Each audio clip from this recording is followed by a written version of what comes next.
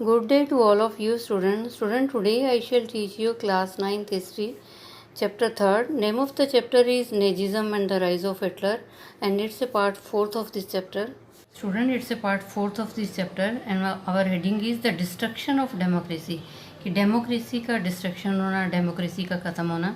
On 30 January 1933, President Hindenburg offered chancellorship, the highest position in the cabinet of ministers, to Hitler. और कहते हैं 30 जनवरी 1933 को क्या हुआ स्टूडेंट, प्रेसिडेंट हिंडरबर्ग ने जो है ऑफ़र किया हिटलर को चांसलरशिप के लिए. और चांसलरशिप क्या थी, एक हाईएस्ट पोजीशन थी कैबिनेट ऑफ मिनिस्टर में. By now the Nazis had manage to rally the conservative their cause. By now the Nazis had manage to rally the conservatives to their cause. और अब जो है जो नेजीज थे उन्होंने मैनेज कर दिया था कि वो रैलीज करते थे.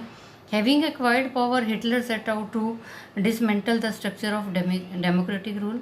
Having acquired the power, और जब हिटलर को पावर मिल गई स्टूडेंट, तो हिटलर ने क्या किया, जो डेमोक्रेटिक रूल का स्ट्रक्चर था उसको ख़त्म कर दिया, डिसमेंटल कर दिया, उसको डिस्ट्रक्ट कर दिया. A mysterious fire that broke out in the German parliament building in February facilitated his move. A mysterious fire कहते हैं एक रहस्यमयी जो है आग फैल गई जर्मन पार्लियामेंट में. Building in February facilitated his move. और उसके बाद जर्मन पार्लियामेंट जो था, डेमोक्रेसी जो थी, रिस्ट्रक्ट था स्टूडेंट, वो ख़त्म हो गया. The fire degree of 28 February 1933 indefinitely suspended civic right like freedom of speech. और द फायर डिग्री, एक स्टूडेंट जो है फायर डिग्री जो है एक आदेश दिया गया 28 फरवरी 1933 को जो है एक आदेश जो है जारी किया गया. उसमें क्या किया गया स्टूडेंट, जो फ्रीडम ऑफ स्पीच था, फ्रीडम ऑफ प्रेस था और फ्रीडम ऑफ असेंबली था, that had been granted by the Weimar constitution. जो वीएमआर का जो संविधान बना था ये गारंटी किया था कि लोगों को फ्रीडम ऑफ स्पीच है, freedom of press, freedom of assembly था. तो हिटलर ने जो ये आदेश जारी किया 28 फरवरी 1933 को कि ये राइट्स जो है सारे सस्पेंड कर दिए, ख़त्म कर दिए इन अधिकारों को. Then he turned on his arch enemy. फिर वो जो है अपने दुश्मनों की तरफ देखने लगा, कम्युनिस्ट को देखने लगा. Most of whom were hurriedly packed off to the newly established concentration camp. फिर कहता है उसने जो अपने जो दुश्मन थे उनकी तरफ मुड़ा, कम्युनिस्ट को देखा और जो जल्दी से उनको जो है कंसंट्रेशन कैंप में भेज दिया. और स्टूडेंट कंसंट्रेशन कैंप क्या होता है, एक camp where the people were isolated and detained without due process of law. Typically it was surrounded by electrified barbed wire. और कंसंट्रेशन कैंप क्या था स्टूडेंट, एक कैंप होता है जो बिल्कुल अकेला होता है, वहाँ पे लोगों को ले जाया जाता है. और वहाँ पे जो है चारों तरफ, जहाँ पे लोगों को ले जाया जाता है चारों तरफ जो है वहाँ पे इलेक्ट्रिक बार्ब्ड वायर फेंसेस होती है, बिजली की तारों से चारों तरफ से जो है घेरा होता है. और वहाँ पे लोगों को जो है हत्या कर दी जाती है कंसंट्रेशन कैंप में. द रिप्रेशन ऑफ कम्युनिस्ट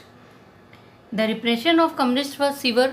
और कहते जो कम्युनिस्ट का जब दबाव था वो बहुत ज़्यादा था. Out of surviving 6,808 arrest files of Dusseldorf, a small city of half million population. कहते आउट ऑफ सर्वाइविंग उसमें से जो है 6,808 जो थे वो सर्वाइव कर रहे थे, उनको अरेस्ट कर दिया डुसेल्डॉर्फ में.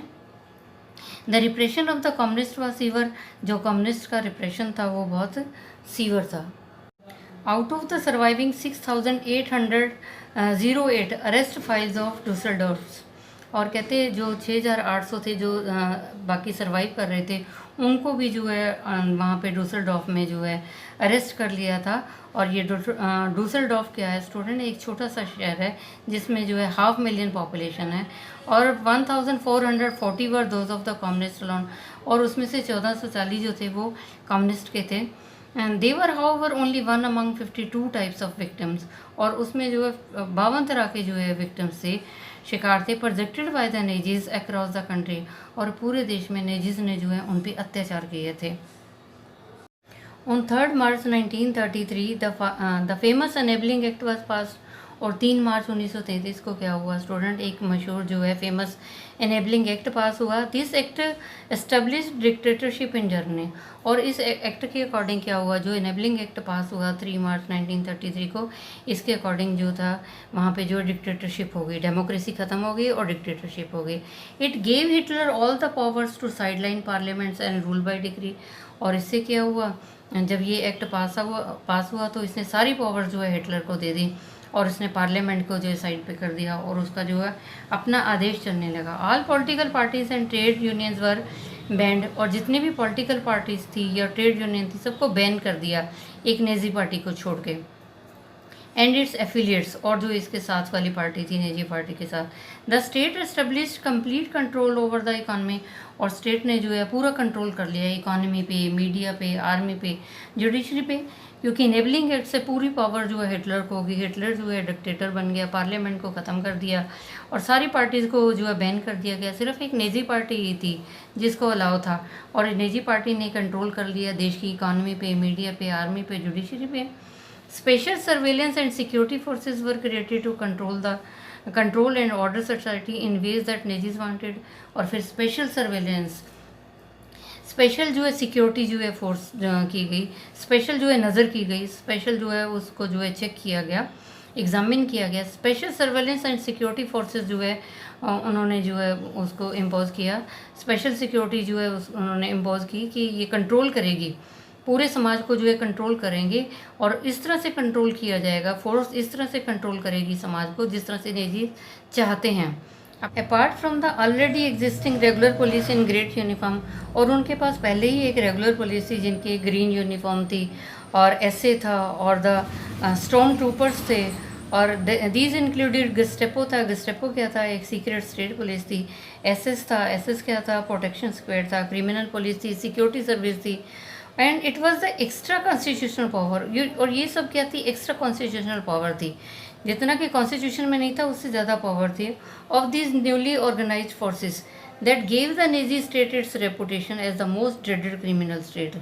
और कहते हैं इसने जो है नेजी स्टेट को जो है, नेजी जो पार्टी थी इसको एक्स्ट्रा पावर दे दी थी, इनका जो एक रेपुटेशन बन गया था, मोस्ट ड्रेडेड क्रिमिनल स्टेट बन चुका था ये। People could now be detained in Gestapo torture chamber, और लोगों को जो है पकड़ के लेके आया जाता था गेस्टेपो टॉर्चर चैम्बर में, और वहाँ पे लोगों को टॉर्चर किया जाता था। राउंडेड अप, उनको बांध दिया जाता था, and sent to the concentration one, और उनको वहाँ पे राउंड लगा के उसके बाद जो है कंसंट्रेशन कैंप में भेज दिया जाता था। डिपोर्टेड एट विल, और अपनी इच्छा के साथ उनसे बिहेव किया जाता था, अरेस्ट कर लिया जाता था without any legal procedure. The police forces acquired power to rule with immunity. The police force acquired power, और पुलिस के पास इतनी पावर थी उनके पास, टू रूल विद इम्प्यूनिटी, कि वो रूल कर सकते थे, कि उनके पास पूरी जो है इम्प्यूनिटी थी, उनके पास पूरी सिक्योरिटी थी। Now, next point is reconstruction. Hitler assigned the responsibility of economic recovery to the economist Zalmar Shah, who aimed at full production and full employment through a state-funded work creation program। और Hitler ने क्या किया student, अपनी जो जिम्मेवारी थी, जो economic recovery की जिम्मेवारी थी, उसने जो है झलमर शाह को दे दी थी, और उसने झलमर शाह को जो पूरी जिम्मेवारी दी थी कि वो फुल प्रोडक्शन देखेगा, फुल एम्प्लॉयमेंट देखेगा through a state fund work creation programme. State fund work creation programme के थ्रू जो है वो सबकी जो एम्प्लॉयमेंट का देखेगा, प्रोडक्शन को देखेगा। This project produce the famous German super highway, और इस जो प्रोजेक्ट था इसने क्या प्रोड्यूस किया स्टूडेंट? जर्मन सुपर हाईवे बनाया, और क्या किया? एंड द पीपल्स कार, और जो लोगों के लिए कार बनाई, द वॉक्सवैगन जो है कार भी बनाई। In foreign policy also Hitler acquired quick success, और फॉरेन पॉलिसी में भी हिटलर को बहुत कामयाबी मिली। He pulled out of the League of the nation in 1933, और उसने जो है 1933 को जो लीग ऑफ द नेशन था उसमें से बाहर आ गया। री ऑक्यूपाइड रिनलैंड इन 1936, 1936 में उसने रिनलैंड पे कब्जा कर लिया। And integrated Austria and Germany in 1938 under the slogan, और उसने जो ऑस्ट्रिया और जर्मनी को इंटीग्रेट कर लिया, यूनिट कर लिया 1938 में अंडर द स्लोगन। उसका स्लोगन क्या था स्टूडेंट? हिटलर का स्लोगन था one people one empire and one leader, कि एक ही हो, वन पीपल हो गए, एक ही एम्पायर होगा और एक ही लीडर होगा। He then went on to wrest German speaking Sudetenland from Czechoslovakia. फिर उसने क्या किया स्टूडेंट? कजाख्स्लोवाकिया से जो है सुदतलैंड जो था, जर्मन स्पीकिंग लैंड जो था, वो उसने छीन लिया। And gobbled up the entire country, पूरे एंटायर कंट्री को जो उसने छीन लिया। In all of this he had the unspoken support of England. In all of this, और ये जो सारा उसने जो किया ना हिटलर ने स्टूडेंट, और उसके साथ किया था unspoken support of the England, England ने इसकी हेल्प की थी। Which has considered the Versailles verdict too harsh. जिसने जो ये कंसीडर किया, जो वर्सली की जो फैसला था वो बहुत ही ज़्यादा हार्श था, बहुत कठोर था। This quick succession at home and abroad seem to reverse the destiny of the country. और कहते ये जो उसको इतनी जल्दी से कामयाबी मिल गई अपने देश में भी और फॉरेन कंट्री में भी, हिटलर को बहुत कामयाबी मिल गई, तो इससे क्या हुआ, reverse the destiny of the country. और कंट्री की जो डेस्टिनी थी, किस्मत थी, वो तो कहते बिल्कुल ही बदल गई थी। Hitler did not stop here, कहते हिटलर यहीं पे नहीं रुका। शाहजहां advise Hitler against investing hugely in rearmament as the state still ran on deficient financing. और हिटलर जो यहीं नहीं रुका, शाह जो था, उसका जो फाइनेंस मिनिस्टर था, जलमर शाह जो था, उसने एडवाइस किया हिटलर को कि जो इतना ज़्यादा खर्च किया जा रहा है हथियारों के ऊपर, इन्वेस्टिंग ह्यूजली, इतना इन्वेस्ट किया जा रहा है, rearmament as the state still run on deficient financing. और शाह ने ये बोला कि स्टेट के पास अभी इतना ज़्यादा पैसा नहीं है, इसलिए उसने जो वार्निंग दी कि इन्वेस्टिंग जो है, इतना खर्च किया जा रहा है हथियारों के ऊपर, इतना पैसा नहीं है। Cautious people however had no place in Nazi Germany. और कहते जो कॉशियस पीपल हैं, जो इतने सचेत रहते हैं लोग, उनके लिए तो नेजी जर्मनी में कोई जगह ही नहीं थी। शाह हैड टू लीव, फिर शाह को तो छोड़ना पड़ा उनको। Hitler choose war as the way out of the approaching. और फिर हिटलर ने क्या चूज़ किया, उसने ये चूज़ किया कि अब तो युद्ध जो होगा। इकोनॉमिक क्राइसिस, तो स्टूडेंट हिटलर ने ये चूज़ किया कि वो जो है युद्ध करेगा इकोनॉमिक क्राइसिस से बाहर आने के लिए। Resources were to be cumulated through the expansion of the territory. और रिसोर्सेज को जो है इकट्ठा कर लिया गया, उसने जो है टेरिटरीज़ को जो है बहुत बढ़ा दिया, बहुत एक्सपेंशन कर लिया। इन सितंबर 1939 जर्मनी इन्वेडेड पोलैंड। और सितंबर 1939 में जर्मनी ने जो है इन्वेड किया पोलैंड को। This started a war with France and England. और उसके बाद जो है फ्रांस और इंग्लैंड के साथ युद्ध हुआ। In September 1940 a tripartite pact was signed between Germany, Italy and Japan. और ये तीन जो है ट्रीपरटाइट जो पैक्ट जो है एक साइन हुआ, और ये जर्मनी, इटली और जापान में हुआ। और इससे क्या हुआ, strengthening Hitler's claim to international power. और इसमें जो क्या स्ट्रेंथनिंग, ये जो हिटलर की जो पावर जो है, इंटरनेशनल पावर जो है, उसने क्लेम कर लिया। Puppet regimes supportive of the Nazi Germany were installed in a large part of Europe. और कहते वाज इंस्टॉल्ड पपेटरिज्म, कहते पपेटरिज्म होता है जैसे कठपुतली की तरह जो है राज्य होने लगा। सपोर्टिव ऑफ नेजी जर्मनी, जो नेजी जर्मनी को सपोर्ट कर रहे थे, वो जो है इस तरह से काम कर रहे थे जैसे कठपुतली होते हैं हिटलर के हाथ में।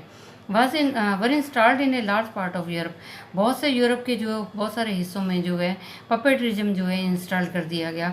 और by the end of the 1940 student 1940 के आखिर में क्या हुआ, Hitler was at the pinnacle of his power. 1940 में जो हिटलर की बहुत जो है टॉप पे पावर थी, वो टॉपर था पावर में। Hitler now move to achieve his long term aim of conquering Eastern Europe. अब हिटलर चाहता था कि वो कनकेयर कर ले, जीत ले ईस्टर्न यूरोप को। He wanted to ensure food supply and living space for German. और वो ये भी चाहता था, ही वांटेड टू इंश्योर, वो ये भी इंश्योर करना चाहता था कि वहाँ फूड सप्लाईज हो और लिविंग स्पेस हो जर्मन लोगों के लिए, रहने के लिए जगह हो। ही attack the Soviet union in जून 1941। और उसने जो है जून 1941 को जो है सोवियत यूनियन पे अटैक किया। In this historic blunder Hitler expose the German west frontier to British aerial bombing and eastern front to the powerful Soviet army.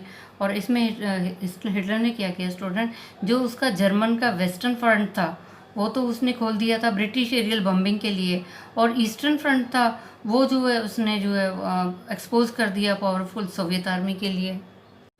The Soviet Red Army inflicting a crushing and humiliating defeat on Germany at Stalingrad. और कहते Soviet Red army ने जो है बहुत बुरी तरह से हराया जर्मनी को स्टालिनग्राड में। And after this Soviet Red army hounded out the retaining German soldier until they reach the heart of Berlin. और उसके बाद स्टूडेंट जो सोवियत आर्मी थी, रेड आर्मी थी, उन्होंने क्या किया, जर्मन को जो है जर्मन सोल्जरों को जो वापस कर दिया जब तक वो जो है बर्लिन के सेंटर में पहुँचे, हार्ट में पहुँचे। Establishing Soviet hegemony. और उन्होंने जो है सोवियत हेजेमनी होता है कि सोवियत ने कंट्रोल कर लिया over the entire eastern Europe. Soviet ने जो सोवियत रेड आर्मी थी, उन्होंने ईस्टर्न यूरोप पे पूरा कंट्रोल कर लिया आधी सेंचुरी तक जो है उसके बाद में। Meanwhile the USA had resisted involvement in the war. और उसी समय क्या है, यूएस जो विद्रोह कर रहा था कि वो युद्ध के अंदर इन्वॉल्व नहीं होना चाहता। It was unwilling to once again face all the economic problems that the First World War had caused. और इससे क्या, क्योंकि यूएसए जो है चाहता नहीं था कि एक बार दोबारा से इकोनॉमिक प्रॉब्लम हो देश में, जैसे कि पहले विश्व युद्ध के बाद में हुआ था. But it could not stay out of the war for a long. परंतु ज़्यादा लंबे टाइम के लिए वो युद्ध से नहीं रह सके. Japan was expanding it's power in the east. और कैसे जापान भी अपने पावर को बहुत फैला रहा था ईस्ट में. It had occupied French Indochina and was planning attack on the US naval base in the Pacific. और कहते जापान भी जो था उसने अपनी पावर बढ़ा ली थी और इसने जो है फ्रेंच इंडो चाइना पे जो है कब्जा कर लिया था और प्लान कर रहा था यूएस नवल बेस पे जो है अटैक करने के लिए पैसिफिक में. When Japan extended its supports to Hitler. और जापान ने जो है अपनी सपोर्ट दे दी हिटलर को, हिटलर की हेल्प की और बम गिरा दिया. And bombed the US base at Pearl Harbor. और उसने जो है जापान ने क्या किया, हिटलर की जो हेल्प की और उन्होंने जो है बम गिरा दिया यूएस बेस पर्ल हार्बर पे.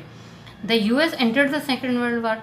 जब यूएस के ऊपर जो है बम गिरा दिया गया पर्ल हार्बर पे, तो यूएस ने क्या किया स्टूडेंट, वो भी जो है सेकेंड वर्ल्ड वार में उसने भी हिस्सा ले लिया, उसने भी युद्ध किया. द वार एंडेड इन मई 1945. और तब युद्ध जो है 1945 में ख़त्म हुआ विद हिटलर्स डिफीट. और इस युद्ध में हिटलर की हार हुई. And the US dropping of the atom bomb in Hiroshima in Japan. फिर हिटलर तो हार गया और उसके बाद यूएस ने जो है जापान के जो है हिरोशिमा और जो है नागासाकी में जो है बम गिरा दिया. From this brief account of what happened in the second world war. कहते ये हमने एक छोटा सा अकाउंट देखा कि दूसरे विश्व युद्ध में क्या हुआ. We now return to Helmuth. अब हम दोबारा से जो है उसके बारे में सोचेंगे स्टूडेंट, जो हमने पहले पेज पे पढ़ा था हेलमथ के बारे में और हेलमथ के फादर की स्टोरी के बारे में पढ़ा था. A story of Naezy criminality during the war. तो हमने ये कहानी पढ़ी कि नेजी ने कितना अपराध किया था जब पहला विश्व युद्ध हुआ और जब दूसरा विश्व युद्ध हुआ तो कितना जो है क्रिमिनल अपराध हुआ. Student, I have taught you part 4th of this chapter. Rest of the thing I shall tell you in the next education video. I think you might have understood. You tell it to other students so that they can also understand this chapter. And students, stay safe, stay at home, obey your parents. Thank you. Have a nice day. God bless you all.